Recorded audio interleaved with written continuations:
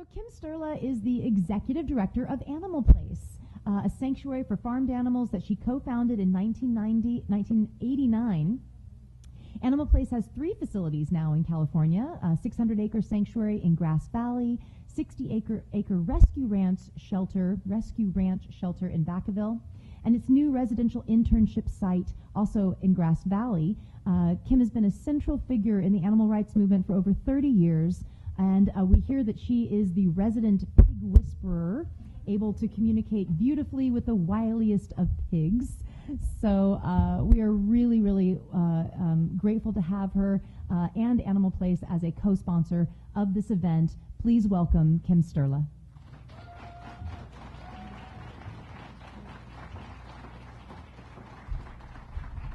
Hello, everybody. Now? Is it on? Okay. First of all, TJ gave an excellent presentation.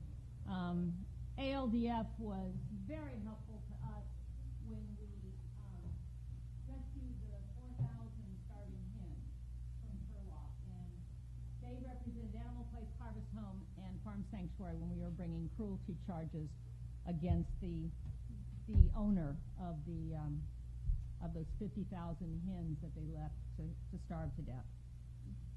February 3rd, we went, there was 22 of us, and we headed for a 6-hour drive, heading for an egg farm. We had 7 vehicles, and in those 7 vehicles, we had 150 poultry crates loaded up in there. Each of the commercial poultry crates can house 10 birds. So we headed down. When we got to our destination, we checked into a very upscale, fancy Super 8 motel. Went to bed, got up at 4:30 in the morning, met in the parking lot, and then caravaned to the egg farm. We knew we were near before we even saw the farm because we got the whiff of the aroma of those god-awful farms out there. And then from a distance, we saw rows of sheds with dim lights. We pulled into the farm. We identified the shed of which birds were going to come home with us. And that was the day, 2 years ago, actually this weekend, when we rescued 1,500 chickens at an egg farm. We can save that many birds at one time because we are fortunate that we have a separate facility in Grass Valley, and we have a separate facility in Vacaville, which is run by our rescue ranch manager, Jan Galeazzi. She takes those birds in, and then we also have a very active adoption program that Jacinda Virgin operates for us. And so we are one of the fortunate sanctuaries that we can do repeatedly these large-scale rescues. Each time we do rescues, we bring a new group of volunteers and interns with us. We want to expose as many people as we can to inside those farms. The reaction, interestingly, is always the same. You know, there's some eagerness, there's some anxiety. Everyone feels a little bit anxious as we pull into that farm. But when we get there, they jump out of the vehicle, they peek into the sheds, and every reaction's the same. There is this stunned silence. Because you really don't believe what you see. You can see films, you can see photographs, but until you are inside one of those places, it's hard to describe. They're peeking in and they're seeing thousands, tens of thousands of birds crammed inside those rusty cages. And literally, 3 feet high. 3 feet high of feces underneath. And we're coughing and gagging as we're walking in there. And then you're thinking, how the hell do those birds withstand months after months after months inside this hellhole? So it leaves everyone fairly speechless. Then the next thing we do, and we're pretty methodical about that. This program has really been under the guise of Margie Beach, our education director. She designed it and she manages it. Once we get there, it's like clockwork. We unload all the vans with these poultry crates, 150. We stack them outside each row, and then we begin the polling. We work in teams of 2 and 3. Openings in those cages, it's about 8-inch square, and you barely can get your hands in. You've got to cup your hands around the back of the bird's wings, and then gently coax her out. She's screaming. She has no idea that we're the rescuers, because at the neighboring shed, there's the pollers that are reaching in with one hand, grabbing them by the legs, and ripping them out. Their wings, because they're flapping them, because they're scared, bend backwards and break as they're just pulling them out like this. Whereas we're going in like this, scooping them out and gently trying to bring them out. They're holding on with their feet to the wire. And you have to kind of untangle them. We hand that to the person right next to me. That person hands it to the person who's opening up the crate. And we just do this constantly. Pull out, hand, until we get 1,500 birds loaded. As we're getting them out of the barns, then we start loading up the vehicles, and the vehicles take off. They stagger them to when they get to the shelter. So when we get to the Vacaville site, where most of our rescued birds go to, we have a whole new team of volunteers that are there to welcome us and direct us as to which barn to go to, help us unload the crates, take the crates to the appropriate stall where we're going to open them up. And then, this is what we've all been waiting for. The experience when we get to open the crates. Some birds enthusiastically just jump out. Others need a little coaxing. And then there's others that are so petrified they're paralyzed. And it takes a while, even when you gently try to take them out. Now, right now, rather than me tell you a little bit more about that moment, Margie, show the video of Margie did this PowerPoint for me, so she's in charge of it all. It's only 30 seconds. It interestingly got 368 hits. 368,000. Oh, 368.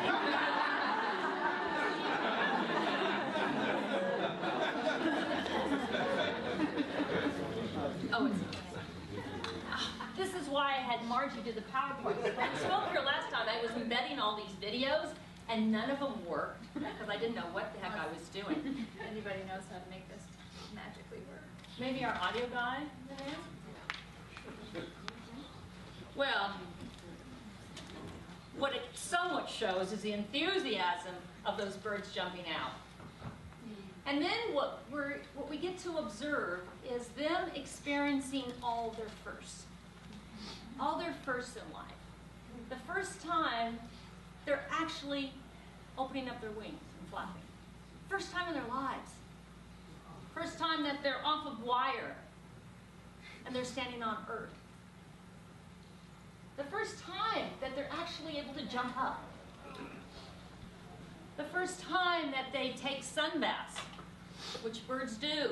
First time they take a dust bath, which birds do. The first time they perch, although they have to learn to do that. All the firsts in life until they become actually chickens. Now, as exhausting as that, those 24 hours are of the rescue, it is a cakewalk compared to what's involved taking care of those birds at the sanctuary. The animal caregivers are identifying those that are in a weakened state, that need to be isolated. They're putting them aside. Then a night crew comes of volunteers. And I gotta say, the volunteers are an integral part of almost everything Animal Place does. And then what the night crew does is called declumping. Raise your hand if you know what declumping is. Few of you. You wouldn't know it unless you participated in the declumping. So birds, whether they came from free-range operations, cage-free operations, battery operations, they've all lived in very close confinement. They have no space. And when you give them freedom, when you give them space, that's foreign to them. It scares them. So at dusk, when birds normally come into the barn and perch at night, these birds at dusk go into all the corners of each stall, and then one will get on top of the other. And if you're not there to declump, the ones underneath will suffocate and die. And you have to be there right when they start bedding down at dusk, because if you wait even a moment too long, you will have deaths. So we have a whole team of volunteers that have to declump 1,500 birds. So you're literally on your hands and knees, and you're scooping out those below, and you're putting them aside. You go to the next corner, the third corner, the fourth corner. By that time, you got to start again. And this goes on for approximately an hour until it's actually nightfall. And when you've removed those from the bottom, they will stay there. They won't go back. That behavior typically lasts, since we've done so many of these rescues, about 3 weeks. Every single night. So it takes those hens a while to acclimate to their freedom. Now we also had another video, which probably won't work either. It won't. Damn. Okay. Other video we had, it was CBS affiliate in San Francisco came and every time we do a rescue, we contact the news media. It's crucial that they're involved. If we can paint a picture for the suffering that goes into people's eggs, if we can describe to them the conditions under which those birds leave, they see them when they come to Animal Place. And they also see, which is kind of a foreign concept to many of the news people, all these people that are just coming out to help chickens. Why chickens? Why do you care so much? That was what the CBS reporter kept asking me. He didn't quite understand. But after spending time with us and interviewing the volunteers and the interns, he got it. And he did a beautiful, beautiful sensitive piece on this rescue and interviewed 2 of our interns. They were excellent spokespeople. The residential internship program we have is one of my most favorite programs. It's run by Jonathan Hussein, who's here today. Jonathan, where are you? Oh, here. So if you have any questions about wanting to intern at Animal Place, he's the guy to see at lunch. He's also brought all the interns with him that we have right now. So we have anywhere from 2 to 7 interns. They come for 2 to 3 month stints, and they work either in animal care or they work in advocacy. Some interns, like Megan, is working in both. And the experience that these young people get from their time with Animal Place and what they give to the animals is immeasurable. They graduate from our internship program being that much stronger advocates. Why? Because they've done it. They haven't just read about it, they've done it. They've spent time with the pigs. They've pet the cows. They go out on the rescues. They've helped with euthanasia. And yesterday, which was kind of comical, we were moving a very large pig, Wilbur, that we had recently rescued. And I don't know what the heck we would have done without them, because moving that 800-pound pig up into the trailer so that we could move them to the other side of the sanctuary took everybody's muscle. I was just in front of them feeding them cookies. That was my job. I wasn't providing the muscle to it all. The adoption program that we have that accompanies this, the rescues, is obviously crucial. We can only take in the number of animals that we can find good forever homes. So what we do is we have adoption applications online. People fill it out. The adoption coordinator screens those. If it passed that first session, then she calls the adopter. And at that point, they're either accepted or they're denied, or sometimes they're questionable, and then we try to do a home check. So we give as much care as we can to finding homes for the hens as people do for rescue dogs. It was interesting because we had an open house at the sanctuary at our meet out event a couple weekends ago, and there was a couple there that had just adopted a dog, and I won't say from which county. because when they heard about what they had to go through if they were interested in adopting a chicken from Animal Place, they said, my gosh, we didn't even need to do that for the dog that we just adopted, and we were kind of shocked by that. So the adoption screening is absolutely crucial. Animal Place also partners with animal shelters. Oh, I see that video. Wait a minute, this phone reminds me. Plane. We flew last year 1,100 chickens back to New York, and 9 sanctuaries took them in. UPC taking 50. Is that right, Karen? Yes. Yeah. So we will kind of go to no ends to find homes for the chickens. So partnering, we partner with local shelters in a few areas: adoption, rescue, training, and advocacy. We can have such a successful adoption program. One is because we will go pretty much anywhere in the state, as well as obviously back east. We also have flock partners with the shelters. We did an adoption event down in Los Angeles, I think it was last weekend, and then today, our adoption coordinators in Fresno. So we will work very closely with the SPCA's, Humane Societies, and animal control agencies. With rescue, those few animal control and SPCA's that enforce the state anti-cruelty laws for farmed animals, we want to be there for them. Todd Stosey with Santa Cruz Animal Care and Control is one of our heroes. He will go into the small farms and he will impound animals, farmed animals that aren't being well treated. He will cite them. And when animal control does that, it's just incumbent that us sanctuaries be there to take those animals in to support them. We also work with them in training. Captain Cindy Machado with Marin Humane Society, Officer Stosey with Santa Cruz. They're going to be doing a training class at our Farmed Animal Conference the first weekend in June. We've also done farmed animal care and investigations at Marin Humane Society, and we've also done them at our shelter. So we work pretty cooperatively. And with respect to advocacy, for a member of the California State Humane Association, we've lobbied them successfully, I'm pleased, to endorse our Food for Thought campaign. Will we be able to show that video? Can we show them a DVD of it? Can we put that in? Oh, maybe. Oh, where's the? Do you want to grab the DVD? Our Food for Thought program is extremely dear to my heart. My background before co-founding the Sanctuary, and I also used to work for the Fund for Animals, is I come from a shelter background. And, well, 35 years ago, it pained me to see animals serve at functions.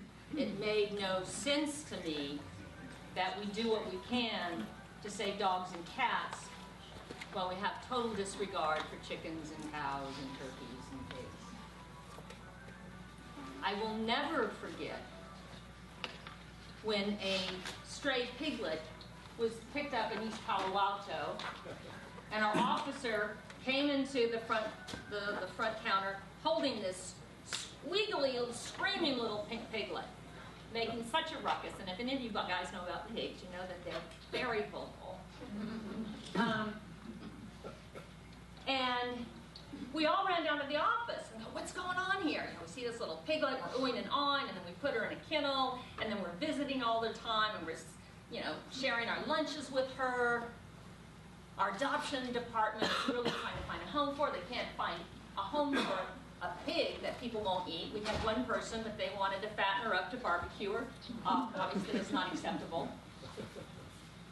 But at the same time, when the entire staff, it was like a staff of 100, were oohing and awing on this cute little pink piglet, and we wouldn't adopt her so somebody could barbecue her, because for God's sakes, we're SPCA.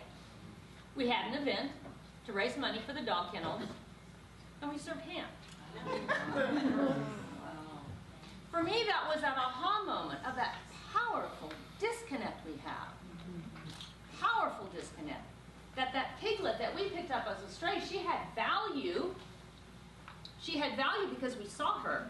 We could interact with her. But we just bought her sister at the grocery store. So did she say, did it work? Yes. Okay. Let me show you an 8-minute video that we just produced that we're taking all around to the shelters. And better that you see it rather than me tell you more about the Food for Thought program. Hey folks, I'm Jackson Galaxy, your cat daddy and the host of Animal Planet's My Cat from Hell. And I'm here to introduce you to a really exciting program called Food for Thought, brought to you by the Animal Place, one of the country's leading farmed animal sanctuaries with 2 shelters in Northern California. Like most of the organizations that I work with, from time to time, you're going to come into contact with a farmed animal rescue. Now, that could be a bunny that is surrendered right after Easter, or it could be a flock of chickens that are confiscated from a hoarding case or a cruelty case. It could be a horse that's surrendered because of financial constraints. Whatever it is, if you have the resources and the space, wouldn't you give that animal the same loving care and attention and commitment to a forever home as you would a dog or a cat? Well, of course you would. Now, here's the challenge. What's the difference between that farmed animal and the one that you serve as food at organizational functions? For those of us who work in animal rescue, sheltering, and protection, it's our job to help animals whenever and however we can, and that should extend to our policies concerning food at our events. An animal-friendly menu policy, I think, is an extension of all of our missions, including mine as a TV personality. We get to show folks at every turn what it's like to love all animals and to widen that circle of compassion. And this can easily be done by serving an animal-friendly menu at your functions. An animal-friendly menu policy, it's a simple statement adopted by your board of directors that outlines your position on serving plant-based, ideally vegan food at your events. Adopting the policy, it's easy and it's mission-driven, as our peers at some of the most respected shelters in the country will tell you. It's extremely important for animal shelters to adopt a vegetarian-friendly policy because we're the ones on the front lines rescuing the animals in our communities. And it just doesn't make sense to rescue a dog or a cat or even a pig or some other farmed animal and then turn around and serve meat at a community-based function. Why would we go out there and rescue these animals when we're serving other ones for people to eat? It's important for animal welfare groups to take into consideration animal welfare when they're choosing what foods they want to serve at their functions. The fact of the matter is that the chickens, the pigs, the turkeys, the cattle, these farm animals in our country aren't that different from the dogs and cats who we welcome into our homes and into our families. These are individuals. They have likes, they have dislikes, and most importantly, they want to avoid suffering. I think it's important to have a policy because it really is a statement of what that organization is about. It sets the tone, it sets the parameters, and it gives staff and volunteers that revitalized mission that they're here to protect animals, so much so that a policy is in place to ensure that it takes place. There are numerous benefits to serving plant-based foods at our functions. Not only do they help people eat with a nice, clean conscience, but also many of these foods that we're serving help improve people's health.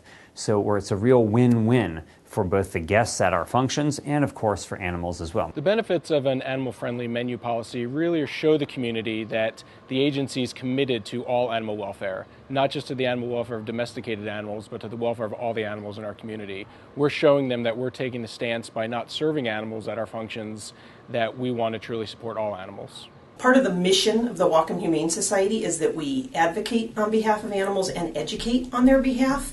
And so when you are serving a plant-based diet, that allows you an opportunity to educate your donors, your staff, your volunteers, and the community as to why you have that policy.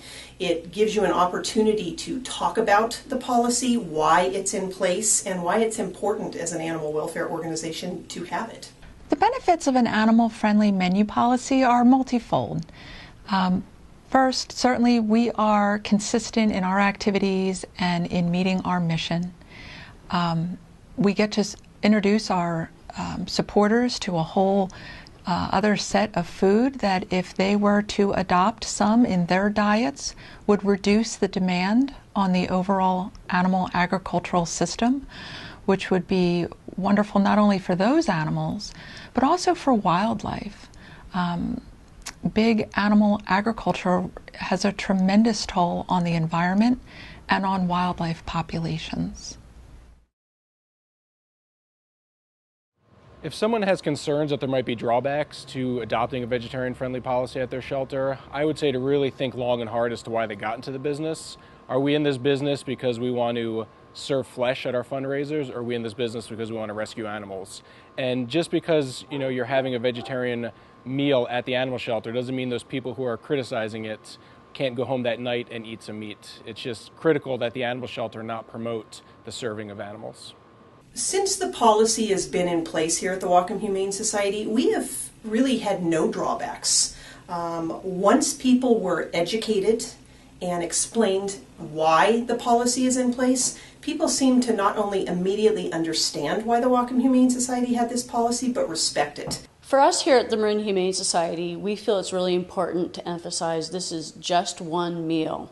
Whether it's a Humane Society sponsored function and we're providing a lunch, dinner, breakfast, or snack, we want to make sure we're sending the message that no animals were harmed in the serving of that product. 99% of our donors were in full support. We had a single donor who decided not to attend our black tie gala because of the policy, and who is still a supporter of ours. And on the other end of the pendulum, we had a supporter who was so ecstatic by our compassionate shift that she came through with a 6-figure gift to our organization to help us care for animals. Passing an animal-friendly policy at the board level, it's an easy 6-step process. Add the suggested menu policy to your agenda for the next board meeting.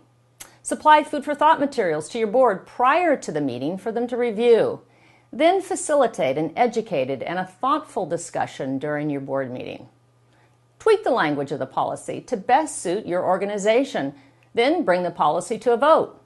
And once the policy is in place, have your executive director work with the shelter staff, especially those in development and event planning, to implement the policy. Animal Place is here to help with any questions you might have, including pointers on free product donations, recipes, and menu ideas. Numerous nonprofits working with all types of animals, companion, wildlife, and others, have already adopted an animal-friendly menu policy. Join the growing trend, and as a thank you for adopting an animal-friendly policy, we're here to award a $250 grant to the first 100 deserving shelters that apply. Additional details on the grant, sample policies, and additional resources, they can be viewed at our website at foodforthoughtcampaign.org. And from all of us here at Animal Place, thank you. Thank you for caring about animals in need and for considering an animal-friendly menu policy.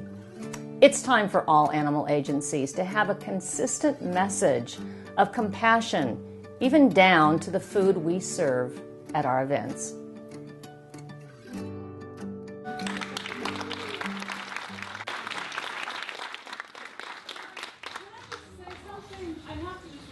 Yes, please.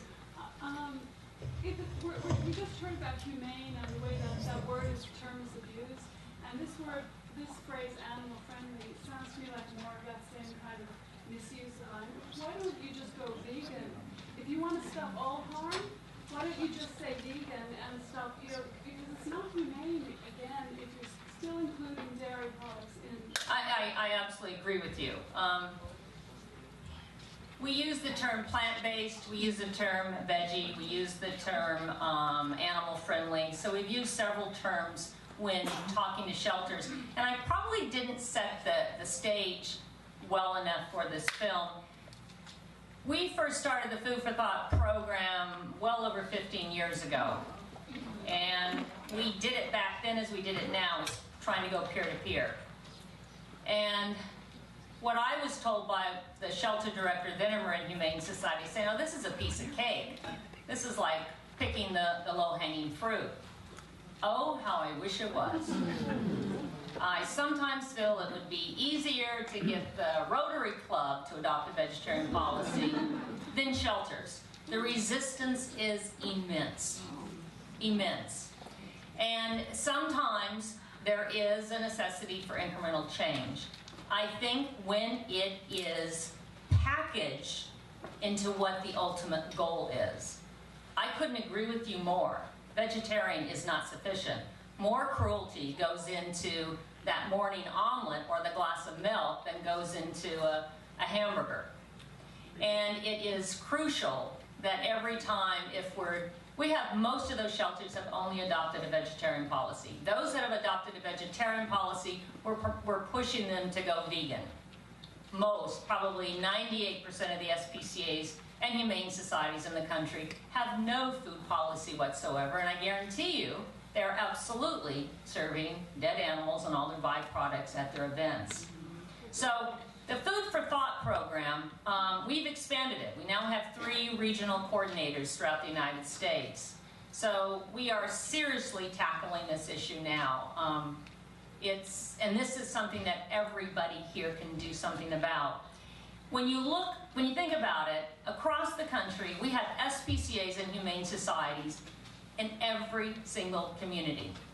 And they are seen as kind of the spokespeople for the animals. People look to them for guidance on how animals are to be treated. And when they are... Can you change it to vegan now? I'm sorry? Can you change it to vegan now? It's been all these years. Can you change it to vegan now? No, I'm sorry. I apologize because I go to Highland for care and I don't know what's in my food in the cafeteria, and that to me is an event.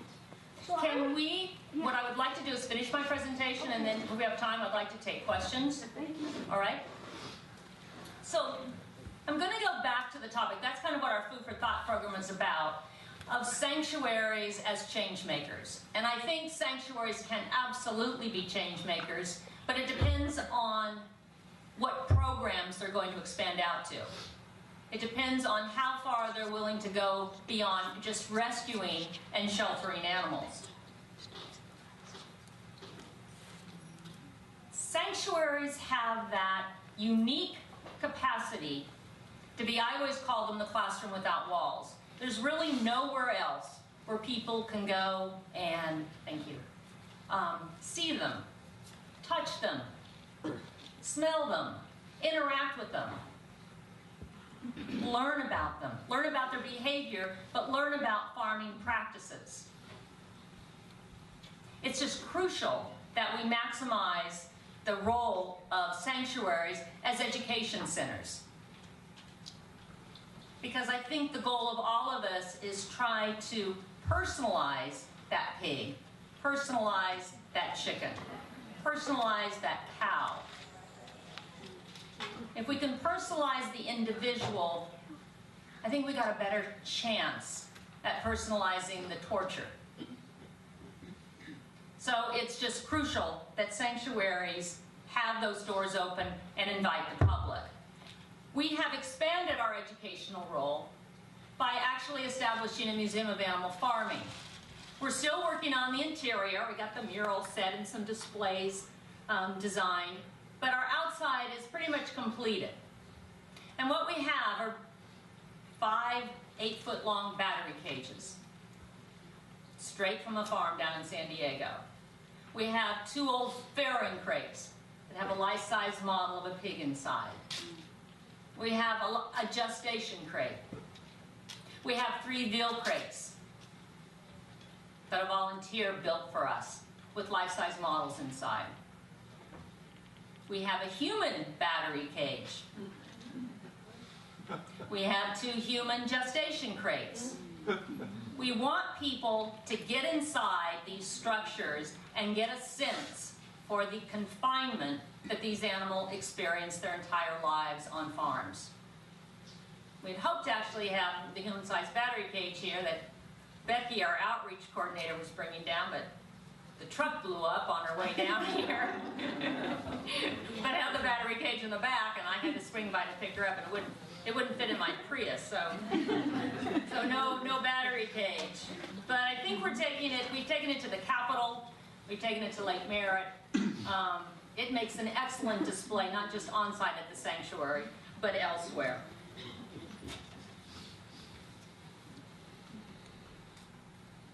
So whether it is a micro sanctuary or larger sanctuaries, the role that we can play as being advocates for the animals, as being change makers, are great.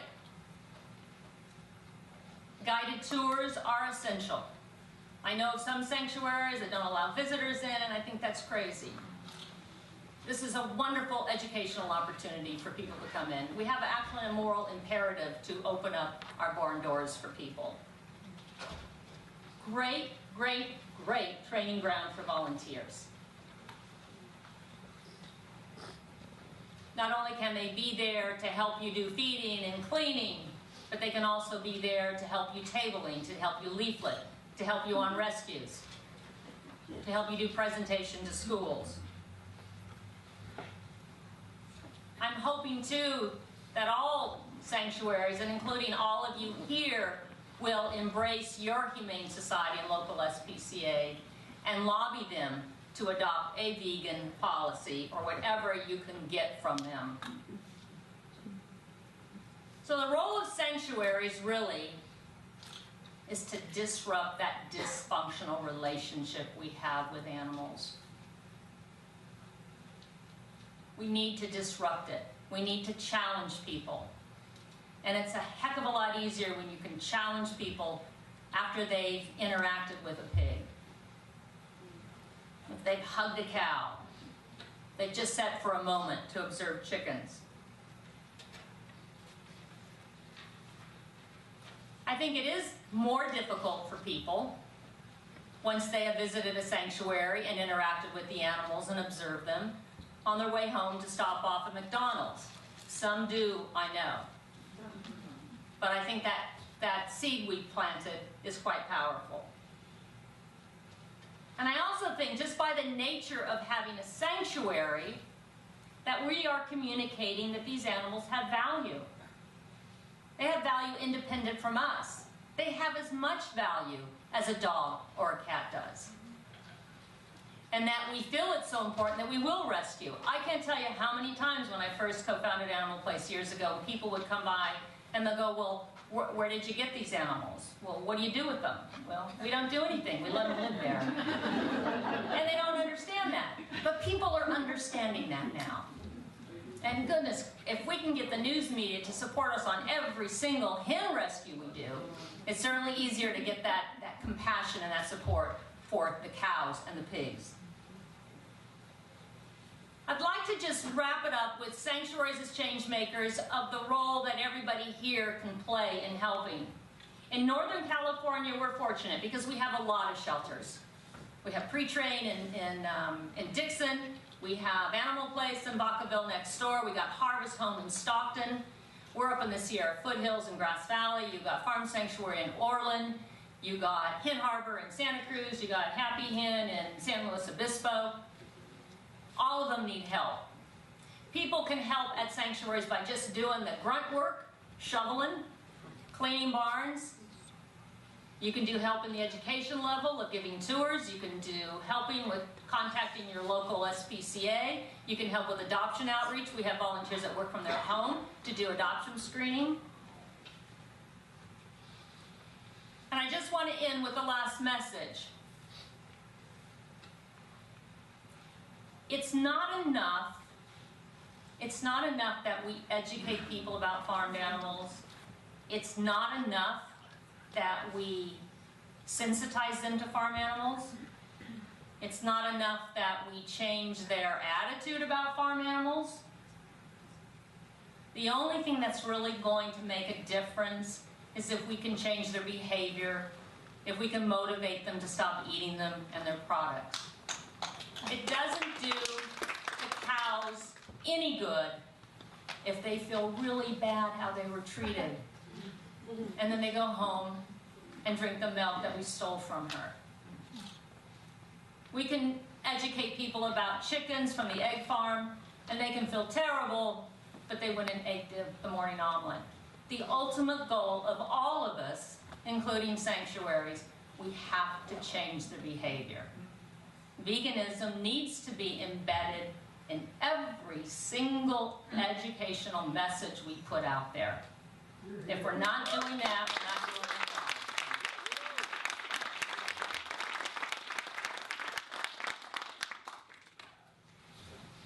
Couple questions? 2 minutes, we have 2 minutes. Yeah. I'm just wondering, like, I would love to take a rescue camp, but I live in a community where they're not allowed in my community. Do you have, is there anyone that helps us to go to the city council to get those laws changed? We actually, we don't play a role in changing the existing zoning of communities. We don't. There are probably folks that work on that. We only adopt out to those communities where you know, chickens are allowed. Yeah.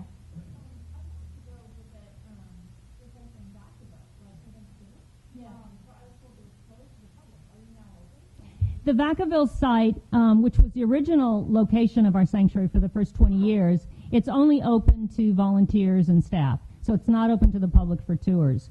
And that is where the thousands and thousands of chickens go. So yeah, it's not open for tours, unfortunately. But volunteers, it most certainly is. Yeah.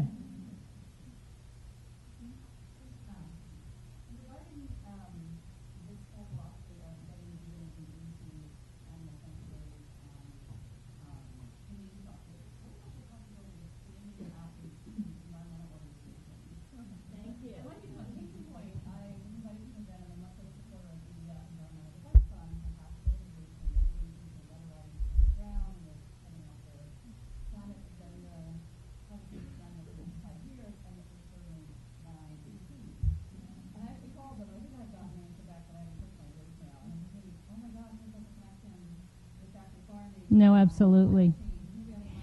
Well, our Food for Thought program has, how many of you have seen Cowspiracy, first of all? Excellent, because that's what they're working on. The Food for Thought program has 3 prongs. It's the SPCAs and Humane Societies first, that's our focus, and then the environmental groups, and the third is the religious groups. I know Patty Brightman's here. Where's Patty? Over there. So Patty and I are both founding board members of Dharma Voices for Animals, and that is the sole purpose of that organization. Now that focuses with Buddhism, of course, but you know, goodness gracious, so we've got the Buddhist group serving animals at their function. So yes, it's really three prongs. Let me take somebody else.